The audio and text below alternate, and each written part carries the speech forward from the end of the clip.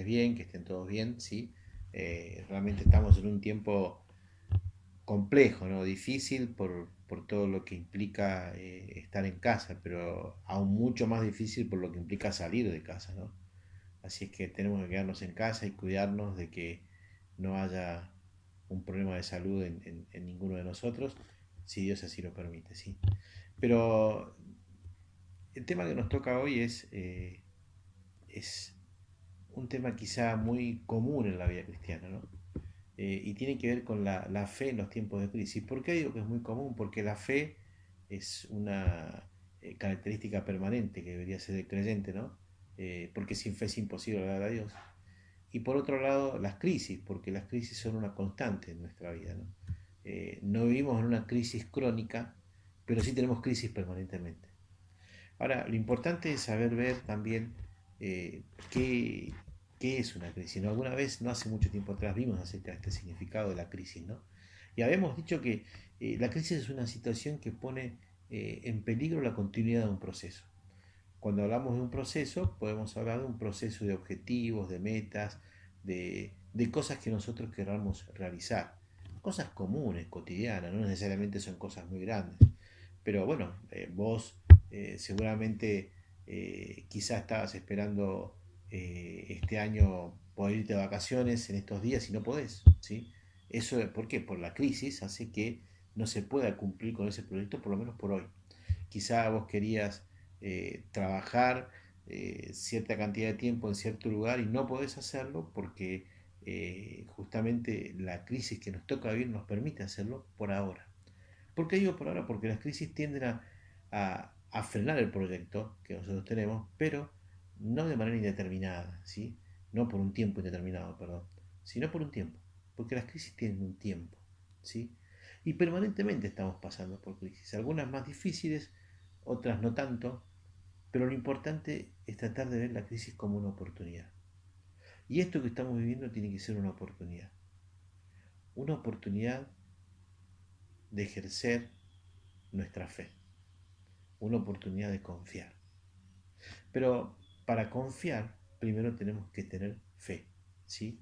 Y bueno, en primer lugar vamos a ver cuál es la fuente de esa fe. ¿Sabes que como dijimos hace un rato, sin fe es imposible agradar a Dios, ¿sí? Tenemos que tener fe. Y esa fe, como lo dice su palabra, la fe viene por el oír y el oír de la palabra de Dios. Por lo tanto, no puede haber fe si nosotros no conocemos la palabra de Dios y en principio conocemos las promesas de Dios. ¿Sí? Si nosotros no escuchamos alguna vez el Evangelio de las buenas nuevas, nunca podríamos haber aceptado a Cristo como nuestro Salvador. Nunca podríamos haber confiado en Él como nuestro Salvador. Pero ahí no termina el creyente, ahí comienza el proceso de la vida nueva, de esa nueva criatura. Y ahí empiezan una serie de circunstancias en las cuales esa fe tiene que ir creciendo en función de las promesas de Dios. Pero sin fe es imposible agradar a Dios. Y sin el oír de la palabra de Dios es imposible tener fe. Por eso es tan importante tener como una fuente de esa fe en primer lugar la palabra de Dios. En segundo lugar, dentro de la palabra de Dios, tenemos que tener en cuenta el ejemplo de Cristo. Él fue un hombre, fue Dios, pero fue hombre. Y como hombre, él confió. Confió a tal punto que en los últimos momentos de su vida dijo, Padre, si es posible, pase de mí esta copa, pero no sea mi voluntad, sino la tuya. Había un deseo en su corazón, pero había un deseo aún más supremo que era el deseo del Padre. El deseo de él era obedecer a Dios, pero también el deseo era tremendo lo que le iba a tocar pasar. Le iba a tocar pasar, cargar con la humanidad, con el pecado de la humanidad, con lo que implicaba para Dios tener el pecado de la humanidad sobre sus hombros. No por el peso del pecado, sino por las características mismas del pecado. Pero dijo el Señor, si es posible, pase de mí esta copa, pero no sea mi voluntad, sino la tuya. Él confió. Y el Señor, el Padre, le dijo, esta es mi voluntad, y él fue a la cruz.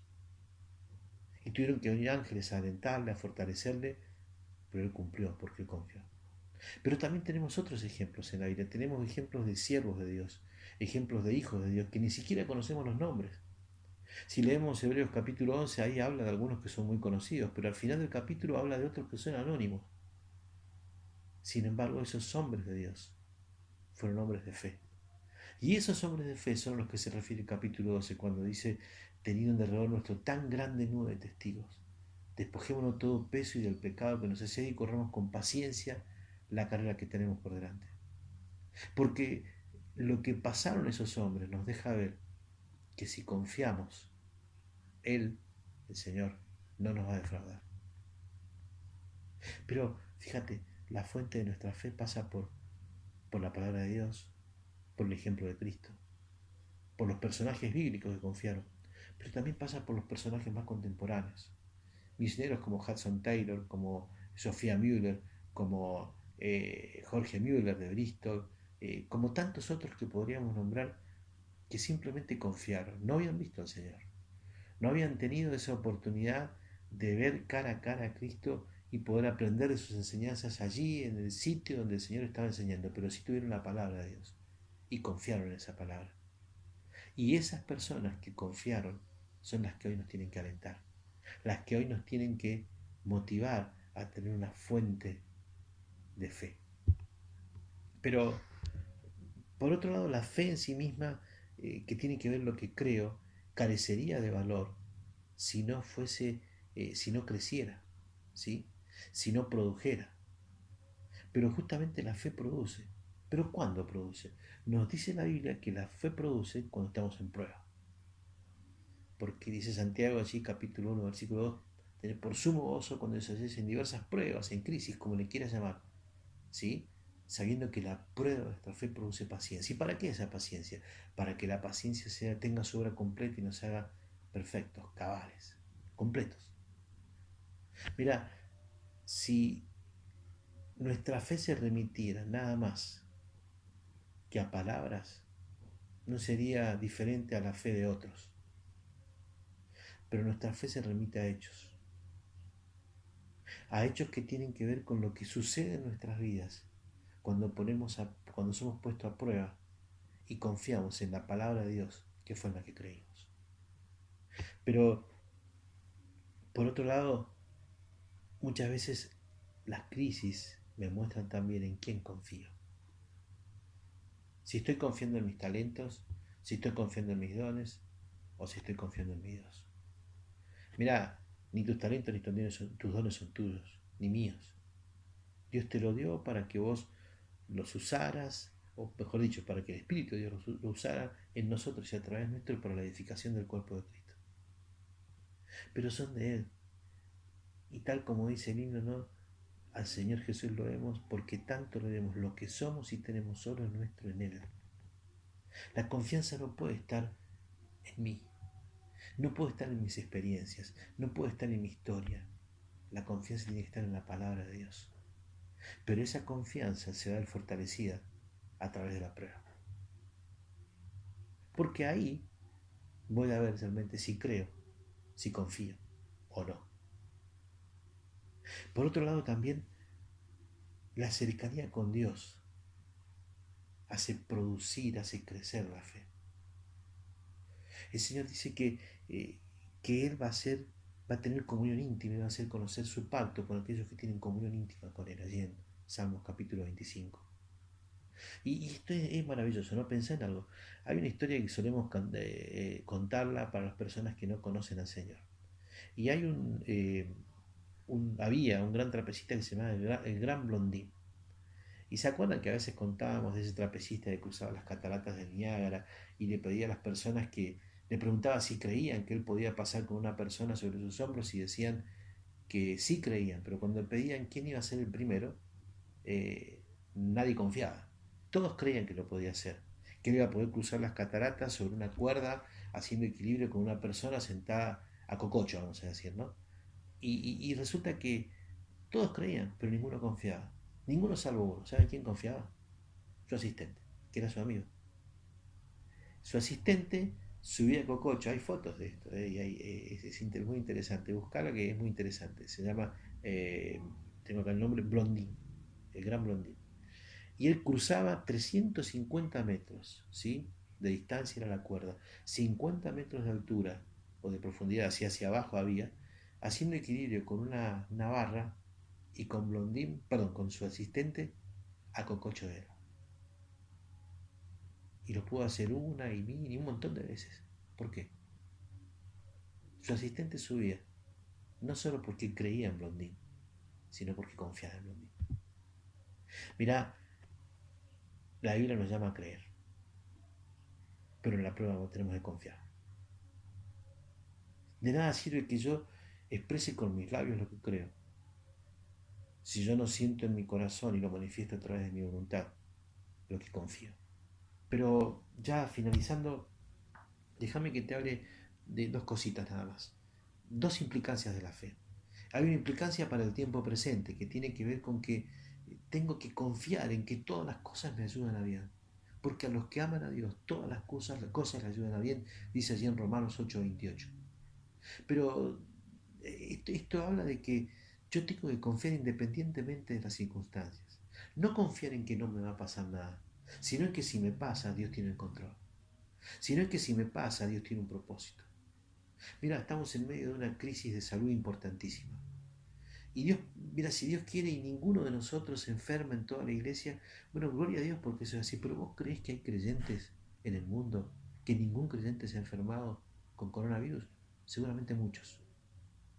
¿Y qué? ¿Por eso no van a confiar en Dios? ¿Por eso no vamos a confiar en Dios? No. Si no te enfermas, si no me enfermo, gloria a Dios. Y si me enfermo, gloria a Dios, porque Él quiere mostrarme una faceta diferente de su gracia, conociéndole un poquito más a Él. Ya no solo creyendo en lo que yo leí, sino confiando en lo que estoy viviendo. Como decía Job, de oídas te había oído, más ahora mis ojos te ven. ¿Cuándo lo vio? En la situación difícil. Y él dijo, yo sé que mi Redentor vive y al fin se levantará contra el polvo. Se levantará del polvo. ¿Cuándo? En la situación difícil. Él confiaba. Él confiaba, pero eso tiene que ver con la implicancia presente. Pero hay una implicancia futura. Sabes que la fe nos habla de esperanza. Y esa esperanza es la que yo tengo que tener en cuenta. Esa esperanza en que, no en que solamente en que lo que me está pasando me va a ayudar para bien hoy, sino que voy a estar en la eternidad. Y allá en la eternidad yo tengo la esperanza no solo de ser su hijo, no solo de que soy su hijo, que voy a morar en la eternidad con él, sino que también tenemos que tener la esperanza de que esto que me está pasando hoy va a servir para que él pueda hablar bien de mí. Fíjate lo que dice allí te lo leo en 1 Pedro, ¿sí? Capítulo, capítulo 1, versículo 6. Dice, en lo cual vosotros os alegráis, aunque ahora, por un poco de tiempo, si es necesario, tengáis que ser afligidos en diversas pruebas, para que sometida a prueba vuestra fe, mucho más preciosa que el oro, el cual aunque perecedero se prueba con fuego, sea hallada esa fe, tu fe, mi fe, en alabanza, gloria y honra, cuando sea manifestado el mismo Señor Jesús. Entonces, cuando Él se manifieste, si en medio de las crisis hemos salido victoriosos confiando en Él, esto va a redundar en la gloria hacia Él, pero también en la alabanza hacia vos. Dios va a hablar bien de vos. Y quizás así, como leemos en su palabra, Él va a decir, buen siervo fiel, sobre poco has sido fiel, sobre mucho te pondré. Que el Señor les bendiga.